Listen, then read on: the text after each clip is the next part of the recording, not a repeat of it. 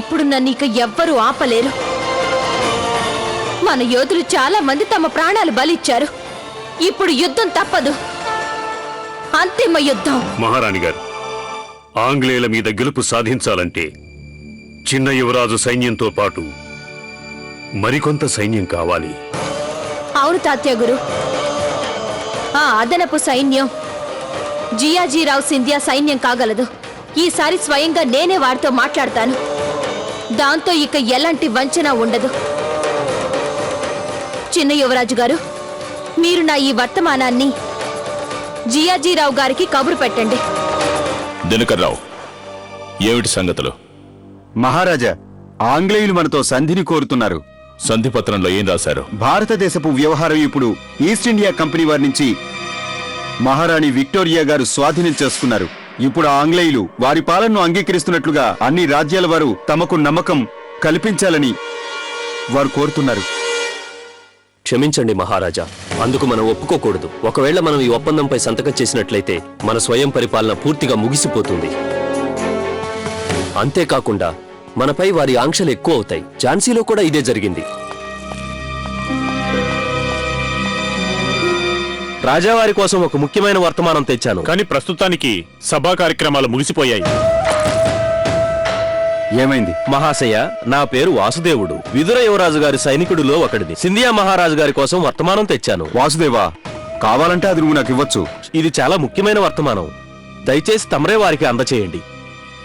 నన్ను ఝాన్సీ మహారాణి అయిన లక్ష్మీబాయి గారు పంపించారు.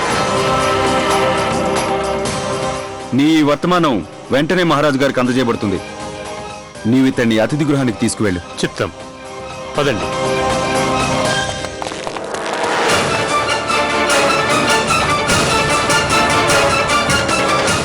లక్ష్మీబాయి మహారాణి బతికే ఉంది.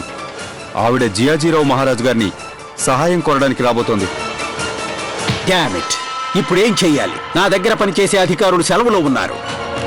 రాబర్ట్ సార్, ఎప్పటికిప్పుడే సెలవులో వెళ్లిన అధికారులందరినీ నేను వెంటనే ఉద్యోగాలకు రావాల్సిందిగా ఆదేశించినట్టు తెలియజేయి. సెలవులు క్యాన్సిల్.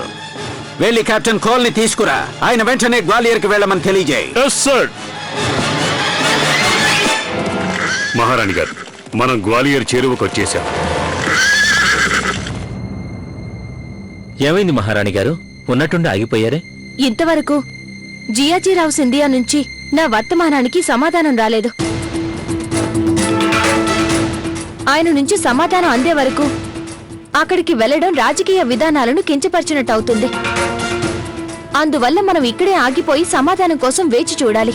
మనం యుద్ధం చేయడానికి వచ్చామనుకుంటారు. అందువల్ల మనం ఇక్కడే గుడారాలు వేసుకుందాం. తమరి అభిప్రాయంతో నేను కూడా ఏకీభవిస్తున్నాను. సైనికులారా, ఇవాళకి ఇక్కడే గుడారాలు వేసుకోవాలి.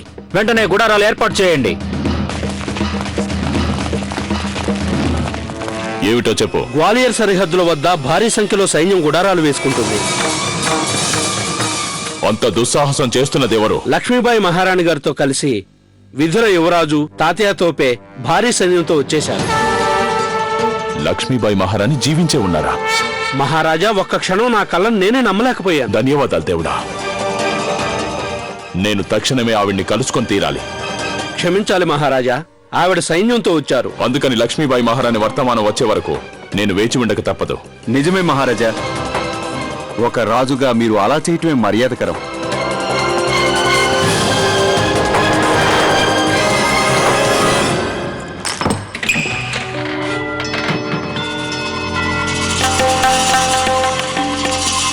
నన్నెందుకు ఇలా బంధించారు?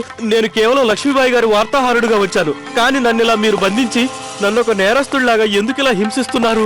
వాసుదేవా, ఇకపై నువ్వు అలా కంగారు పడవలసిన అవసరం లేదు. నిన్ను విడుదల చేయటానికి వచ్చాను.